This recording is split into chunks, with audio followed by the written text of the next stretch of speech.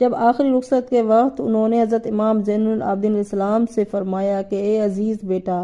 میں تم کو وصیت کرتا ہوں کہ میری شہادت کے بعد صالحان امت سے میرے دوستوں کو میرا سلام پہنچانا اور کہنا حسین نے تم سب مومنین کی نجات کے لیے 3 دن بھوک اور پیاس میں خشک گلا کٹایا ہے، مرتے دم تک تم سے غافل نہیں رہے۔ دوستی اور وفاداری کی شرط یہ ہے کہ جب غریب و بے کس کا ذکر سنو، میری غریبی اور بے کسی کو یاد کرنا، جب کسی شہید کی شہادت کی خبر سنو، میری شہادت پیش نظر رکھنا، جب ٹھنڈا پانی پیو، ہماری پیاس کو یاد رکھنا، ہمارے 3 دن کی بھوک پیاس میں گلے کٹانے کو یاد کر کے رونا۔